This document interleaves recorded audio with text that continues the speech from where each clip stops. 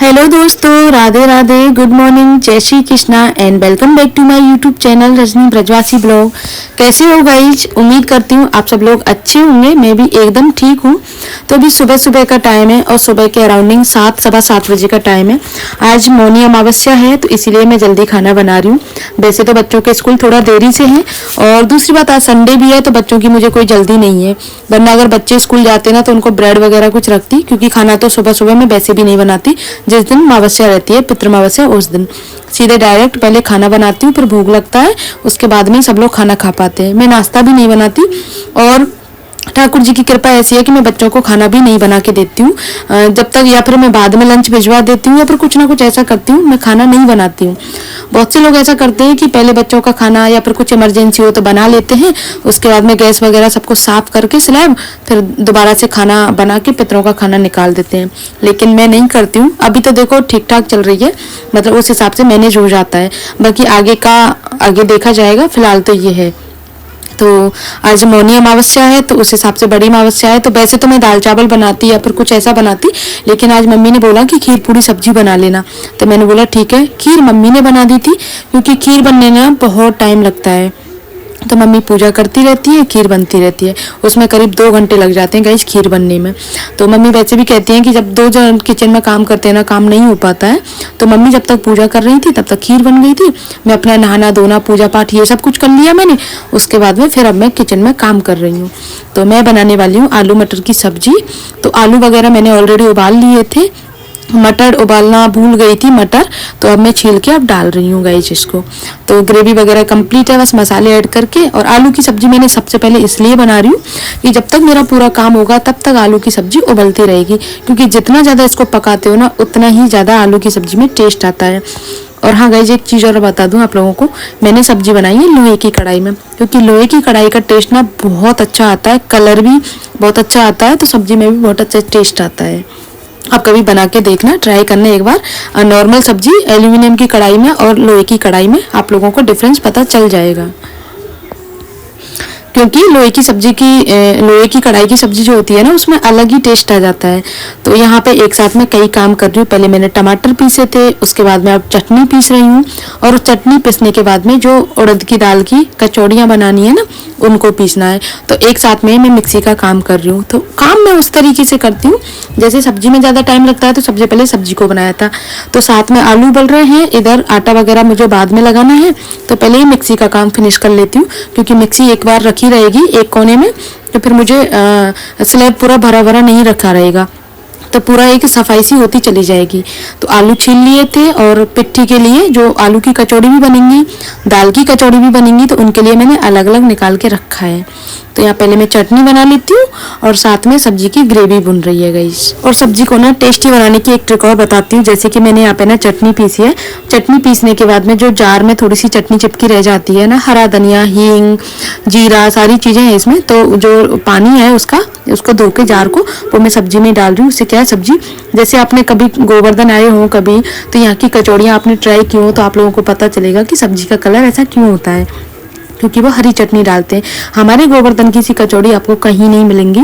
जितनी टेस्टी कचौड़ी, जितनी अच्छी कचौड़ी गोवर्धन में मिलती है ना, बाकी और आपको कहीं नहीं मिलेंगी। खासकर क्या है, कचौड़ी एक जैसी रहती है, टेस्ट होता है सब्जी का, क्योंकि सब्जी हमारे यहाँ अलग तरीके से बनाती है, इसीलिए सब्जी में टेस्ट बहुत अच्छा आता है।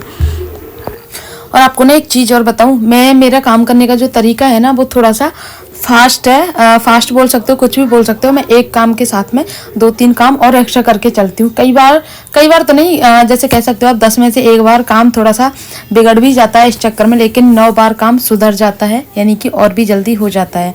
जैसे ये काम मैं ज़्यादातर कब करती हूँ, जब सुबह बच्चों का लंच होता है ना, उस टाइम पे एक साथ में कई काम करती हूँ। जैसे बच्चों का दूध बनाना, साथ में बच्चों के खाने पीने की तैयारी करना, सब्जी वगैरह, साथ में हम लोगों की चाय बनाना, बच्चों का लंच पैक करना, फिर स्वरा बीच में आ जाती है उसकी चोटी वगैरह बनाना, ये सब कुछ चलता रहता है। तो इसीलिए कई बार ऐसा होता है लंच चेंज हो जाते हैं दोनों बच्चों के। तो अब मैं क्या करती हूँ, दोनों बच्चों के लंच ना अलग अलग करके मैं खुद ऊपर लेके जाती हूँ और अपने उनके बैगों में खुद से रखती हूँ, जिससे कि मैच नहीं होते हैं। हर्षित का अलग है लंच बॉक्स और स्वरा का अलग है। स्कूल भी दोनों के अलग हैं, इसीलिए मुझे सारी चीज़ें उनके हिसाब से ही रखनी होती हैं। अब जब छुट्टियां हैं उनकी, तो छुट्टियों के हिसाब से ही काम। तो यहाँ पे मेरी ना कचौड़ियों की दाल भी पिस चुकी है। ज़्यादा मैंने बारीक नहीं पीसा है और ना ही साबुत रखा है, हल्का सा जैसे बोलते हैं ना दरदरा टाइप में, जो उस हिसाब से पीसा है जिसमें पिसा हुआ भी दिखे और थोड़े से उड़द के दाल के दाने भी दिखे। तो ये सारे काम करने के बाद में इसको भूनना भी है, तो भूनने के लिए मैंने लिए नॉन स्टिक कढ़ाई। अब ये जो सारी कढ़ाई है ना नॉन स्टिक की पुरानी हो चुकी है, तो जितनी लेयर है वो हट चुकी है साफ़ हो के, इसीलिए आप लोगों को ऐसी लगती हैं। और आप लोगों को क्या, मुझे भी ऐसी लगती है जैसे कितनी गंदी हो रही हैं, लेकिन उनका कलर ही ऐसा है ब्लैक, और बीच का जो लेयर है ना वो साफ़ हो के बार बार बर्तन मसते हैं, उसकी वजह से वो हो जाती है, साफ़ होती रहती है। और दाल पीसने मसाले मैंने सारे डाल दिए हैं। जैसे उड़द की दाल की कचौड़ी बनानी है उस हिसाब से नमक, मिर्ची, थोड़ा सा गरम मसाला और थोड़ा सा डाला है मैंने इसमें सोडा, जिससे कि दाल चिपके ना और अच्छे से फूल जाए। अब बस इसको ना 5 से 7 मिनट तक मीडियम फ्लेम पे मुझे भूनना है। और ये देखो भून भी चुकी है, बस थोड़ा सा भूनना बाकी है। मैं 2-3 बार ऐसे पलट के और उसके बाद में इसको ना एक बर्तन में निकाल लेती हूँ। और यहाँ पे मुझे बनानी है आलू की पिट्ठी, क्योंकि कचौड़ी के लिए हमारे घर में आधे लोग हैं जो आलू की कचौड़ी खाते हैं और आधे लोग हैं दाल की खाते हैं। दाल की खाने वालों में सिर्फ पापा, बाकी सबको आलू की पसंद है। तो आधे भी नहीं है, सिर्फ एक अकेले पापा खाते हैं दाल की कचौड़ी। तो यहाँ पे दाल की भी बनी है और इधर खीर बन चुकी है। खीर में केसर डालना बाकी रह गया है, बाकी सारे काम कंप्लीट हो ही गए हैं।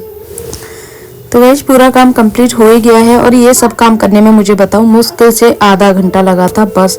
और अब बस पूड़ियाँ तलना बाकी है, तो साथ में ये काम भी कर लेती हूँ, क्योंकि ठाकुर जी का भोग लगेगा, फिर पितरों का खाना निकलेगा, उसके बाद में फिर जिसको खाना होगा वो खा लेंगे। तो पति देव भी खाएंगे और बच्चे खाना चाहेंगे तो बच्चे खा लेंगे।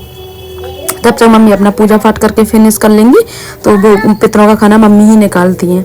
तो पहले कचौड़ियाँ तल रही हूँ, देन उसके बाद में फिर पूड़ियाँ, और ये सारे काम हो रहे हैं। तो कोई भी काम हो, चाहे जल्दी का काम होता है तो जल्दी कर लेती हूँ, लेट का काम होता है लेट कर लेती हूँ। मुझे ना बिल्कुल अपना, देखो लिटरली बताती हूँ, अपना मुझे टोका टाकी बिल्कुल भी पसंद नहीं है। मुझे अपने तरीके से काम करना पसंद है। मुझे अगर 9 बजे किसी को बोलना है 9 बजे खाना चाहिए, तो मैं 8:30 बजे ही कंप्लीट करके, ना तो मैं किसी के जैसी हूँ, ना किसी को खुद के जैसे कंपेयर करती हूँ, ना किसी की मैं होड़ करती हूँ, क्योंकि हर किसी की लाइफ अलग होती है, हर किसी के काम करने का तरीका अलग होता है। क्योंकि हर किसी की लाइफ में ना, हर किसी के घर के मेंबर की सोच, हर किसी के घर का माहौल, हर किसी का घर छोटा बड़ा, साथ में बच्चे, हर चीज़ अलग अलग होती है। तो हम किसी के साथ में अपने आप को कंपेयर नहीं कर सकते हैं कि उसका काम 9 बजे हो जाता है, उसका काम 10 बजे होता है, उसका 1 बजे होता है, उसको पूरा दिन लगी रहती है। तो इस चीज़ से मुझे कोई मतलब नहीं रहता है। मैं अपना काम किस तरीके से करती हूँ, मुझे बस इस चीज़ से मतलब रहता है। टाइम से पहले मेरा सारा काम हो जाता है, क्योंकि छोटी छोटी सी ट्रिक्स है ना, जब मैं इनको फॉलो करती हूँ उस हिसाब से मेरा काम जल्दी हो जाता है। तीज त्योहार वाले दिन थोड़ा जल्दी कर लेती हूँ, बाकी के दिन जब जिस टाइम रिक्वायरमेंट होती है उसी टाइम करती हूँ। ऐसा नहीं है कि सुबह सुबह खाना बना के रख दूँ, सबके लिए अलग अलग गरम गरम जब जिसको ज़रूरत होती है उस हिसाब से बनाती हूँ।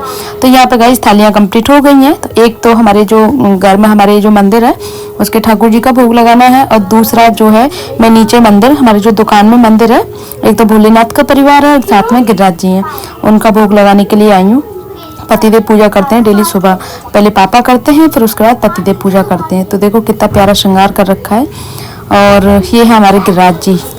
तो ठाकुर जी का भोग लग गया था, उसके बाद में फिर पतिदेव को कुछ काम करना था, बोल रहे थे मुझे आधा घंटा और लग जाएगा। तो मैंने सोचा चलो तब तक अपना रूम साफ कर लेती हूँ, क्योंकि नीचे की साफ सफाई तो हो गई थी, लेकिन अपनी जो ऊपर वाला रूम है मेरा और साथ में बच्चों का रूम, उसकी साफ सफाई नहीं हुई थी, क्योंकि पहले पितरों का खाना बनाया था ना, इसीलिए ये काम होता रहेगा। जो काम जरूरी होता है वही पहले करती हूँ। मैं हमेशा यही चीज़ बोलती हूँ कि जिस काम की ज़रूरत पहले होती है वही करती हूँ। तो बच्चे भी उठ चुके थे, इनको दूध वगैरह मैंने बना के दे दिया। और ये वाली जो बेडशीट है मुझे धुलने के लिए डालनी है, और दूसरी मुझे बिछानी है। हाँ, वूलन ही बिछानी है, क्योंकि कॉटन का तो कोई फ़र्क ही नहीं है कि कॉटन सर्दियों में तो बिल्कुल भी पसंद नहीं होती है कॉटन, क्योंकि ठंडी रहती है, इसीलिए। ये वाली बेडशीट थोड़ी सी छोटी है, तो उसको बस एडजस्ट करके मुझे बिछाना है। 1-2 दिन के बाद में फिर ये धुलने के लिए डाल के वही वाली बिछा लूँगी, क्योंकि ब्लू वाली ना देखने में भी अच्छी लगती है और वैसे भी एकदम कंफर्ट जोन के हिसाब से अच्छी है। तो यहाँ पे पहले इसको सेट कर लूँ, साथ में पिलो वगैरह। और पिलो मैं चेंज नहीं कर रही हूँ, पुरानी वाली बेडशीट के ही पिलो रखे हुए हैं, क्योंकि कॉटन के हर चीज़ आजकल ठंडी लगती है। खुद के जो कपड़े होते हैं ना कॉटन के, वो भी बहुत ज़्यादा ठंडे लगते हैं। पिछले कुछ टाइम, जैसे 1 हफ्ता में अगर कहूँ, संक्रांति के टाइम पे खूब अच्छी खासी धूप निकल रही थी, लेकिन अब जैसे संक्रांति गई है उससे अगले दिन से भयंकर वाली ठंड पड़ रही है, साथ में कोहरा भी बहुत जबरदस्त है। कल शनिवार था, शनिवार को भी ऐसी ठंड थी और आज संडे है, संडे को भी ऐसी ही ठंड है। तो कल तो मैंने बच्चों को स्कूल नहीं भेजा था ठंड की वजह से, और आज भी ऐसा मौसम है तो आज तो छुट्टी है। लेकिन अगर कल ऐसा रहेगा तो भाई मैं रोज रोज छुट्टी नहीं करा सकती, काफ़ी ऑलरेडी छुट्टियां हो चुकी हैं। फिर बच्चों को ना सारी चीज़ें रिवाइज करने में, उन चीज़ों को रिपीट करने में दिक्कत होती है, इसीलिए कल तो स्कूल भेज दूंगी चाहे कुछ भी हो जाए। तो ये मेरी पूरा रूम जो है ऑलमोस्ट कंप्लीट हो गया है, मतलब साफ सफाई से। अब बस मुझे बाहर का काम करना है, जैसे बालकनी का। तो पर्दे वगैरह खोल देती हूँ और देखती हूँ मौसम कैसा है। तो धूप निकल रही है ठीक ठाक, इतनी तेज तो नहीं है, लेकिन हाँ लग रहा है मौसम खुल जाएगा। तो कपड़े मैंने धो के ना बाल्टी में भर के रख दिए थे, कुछ कपड़े मैंने सुखा दिए थे, तो और कुछ कपड़े जो रह गए हैं उनको भी सुखाना बाकी है। तो ये बेडशीट धुल गई थी, इसको सुखा देती हूँ, दोपहर तक सूख जाएगी। और मैं इसको ना बाहर बालकनी से बाहर लटका के छोड़ देती हूँ और विंडो वगैरह बंद कर देती हूँ, और साथ में तुरंत लॉक लगा के रखती हूँ, क्योंकि बच्चे छोटे हैं और जैसे कुछ भी निकलते हैं बाजे वगैरह सारे दिन, क्योंकि परिक्रमा का रोड है तो उस हिसाब से सारे दिन कुछ ना कुछ चलते रहते हैं, तो बच्चे देखते हैं। तो इसलिए मैं हमेशा लॉक लगा के रखती हूँ। बस देखना है बच्चों को, जाल पे से देख लो, लॉक वगैरह खोलने की ज़रूरत नहीं है। इसलिए क्योंकि जब बच्चे होते हैं ना तो सेफ्टी को ज़्यादा ही रखनी होती है। और अगर जैसे कुछ निकलता है नीचे से बाजे वगैरह, मैं नीचे रहती हूँ तो तुरंत भाग के ऊपर आती हूँ कि कहीं बच्चे खोल ना लें। वैसे मुझे कह रखा है मैंने बच्चों को, ऐसा कभी नहीं करते हैं, लेकिन फिर भी मैं अपनी तरफ से पूरी सावधानी रखती हूँ, क्योंकि तीसरी मंजिल पर मेरा रूम है, सामने बालकनी और फिर 3 मंजिल रोड है, इसलिए मुझे हमेशा डर लगता है बच्चों के मामले में। तो ये सारे कपड़े मेरे सूख चुके हैं गाइज, और आज के ब्लॉग को ना गाइज यहीं पर एंड करती हूँ। आई होप आप लोगों को अच्छा लगा होगा। अच्छा लगे प्लीज़ वीडियो को लाइक करना, शेयर करना, कमेंट करना। मिलते हैं नेक्स्ट ब्लॉग में, तब तक के लिए बाय।